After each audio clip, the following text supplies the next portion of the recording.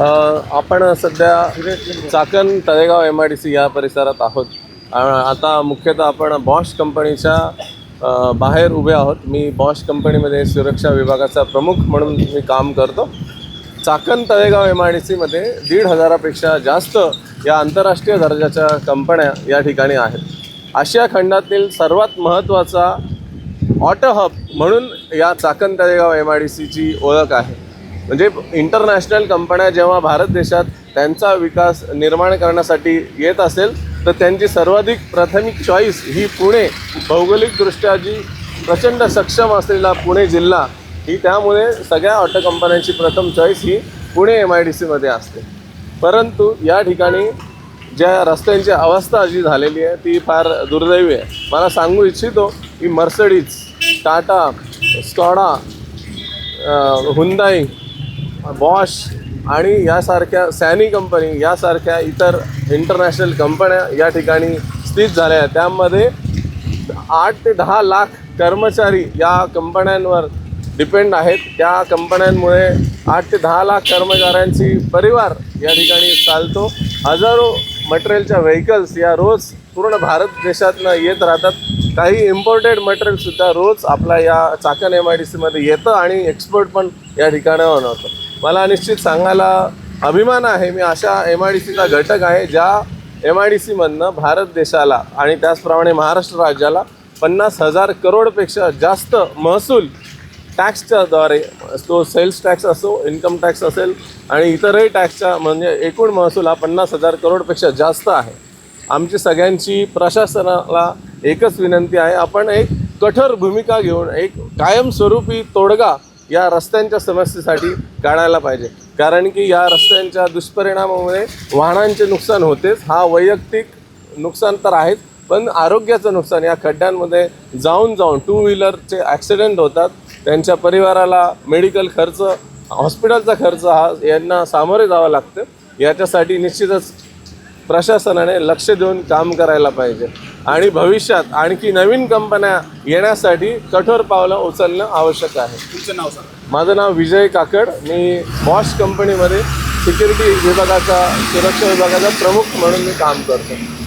आता या कामगारांच्या ज्या राहण्याच्या सोयी आहेत त्या आमच्या प्रत्येकी 100 खोल्या इथे चाकणमध्ये रहिवाशांच्या आहेत, स्थानिकांच्या.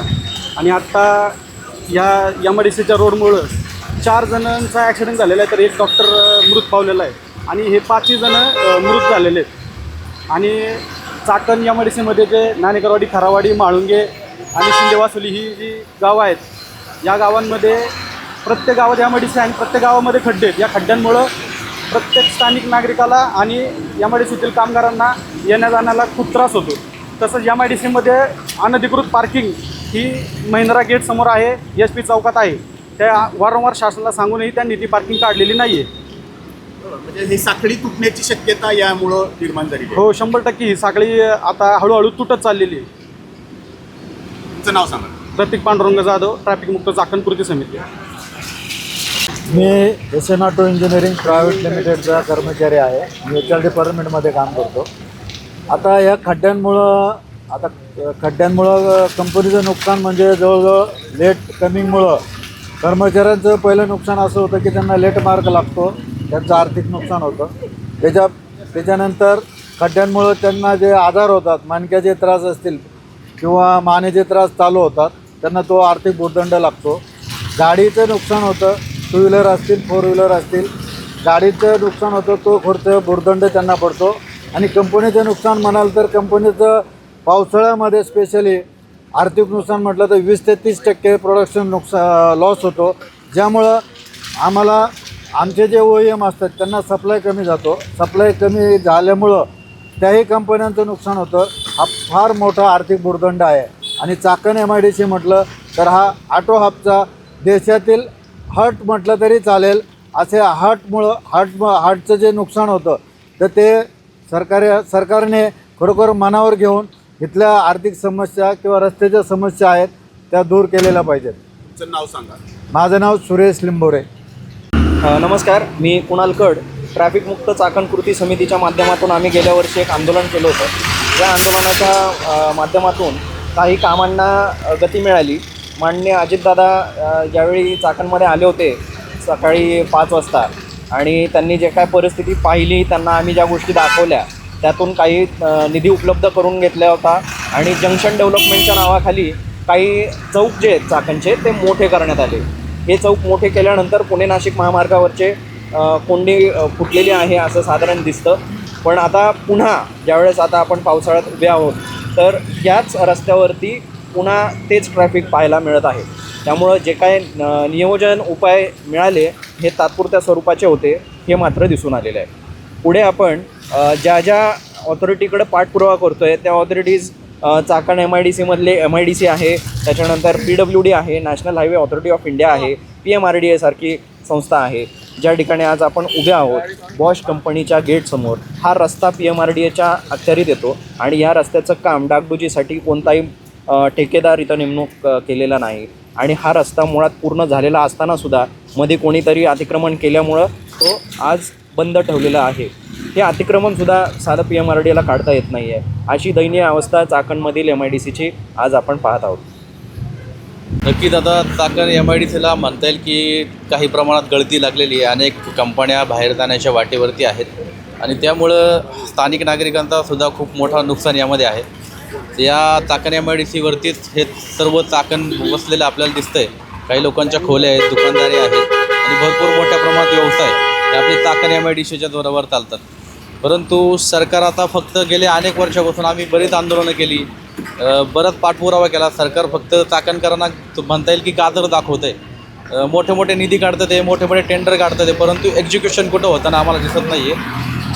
आता चाकण तळेगाव रस्त्यात जर पाहिलं आपण तर जून जुलै महिन्यामध्ये त्याचं टेंडर होऊन एक मोंटे कार्लो म्हणून कंपन्या ते टेंडर मिळाले. त्या कंपनी अजूनही काम चालू केलं नाही आहे. आम्हाला सांगण्यात येते की डिसेंबरला चालू होईल, जानेवारीमध्ये काम चालू होईल. म्हणजे 6-6 महिने जर या कामांमध्ये गेले तर चाकणकरांना रस्ता कधी पाहायला भेटणार, कधी त्याच्यावरती वाहतूक सुरळीत होणार. चाकण महानगरपालिकेचा सुद्धा मागे विषय आला होता. चाकणची महानगरपालिका झाली पाहिजे जेणेकरून अंतर्गत रस्ते असतील त्याची कनेक्टिव्हिटी वाढेल, चाकणच्या स्थानिक नागरिकांना सुविधा पुरवल्या जातील, परंतु तेही काम होताना दिसत नाही. उपमुख्यमंत्री अजित पवारांचं निधन झाल्यानंतर थोडासा दुर्लक्ष व्हायला लागलं सगळं परत. अजितदादा गेल्यानंतर आता अजितदादांचं एक म्हणजे स्वप्न होतं त्यांचं की महानगरपालिका एस्टॅब्लिश व्हावीच चाकणच्या पुण्यामध्ये, परंतु ते आता कुठंतरी कमी झाले का दिसतंय. त्याच्यावरती कोणी बोलायला तयार नाही आहे. अजितदादा ज्यावेळेस होते प्रशासनावरती त्यांचा जो वचक होता आणि काम करण्याची पद्धत होती, नाविन्यपूर्ण काम ते करत होते.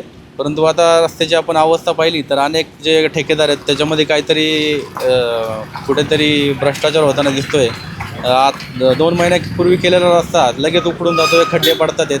त्याच्यामुळे नागरिकांमध्ये सुद्धा खूप रोष तयार झालेला आहे आणि नागरिक सरकारला दोष देते. सरकारला विनंती आहे की ही जर कामं तुम्हाला करायची नसेल तर तुम्हाला मोठ्या आंदोलनाला सामोरं जावे लागेल, चाकणकरांचा संताप तुम्हाला झेलावा लागेल. धन्यवाद. माझं नाव प्रशांत शिवाजी टोपे, एक सामान्य छोटा उद्योजक आणि ट्रॅफिक मुक्त चाकण कृती समितीचा सदस्य आहे.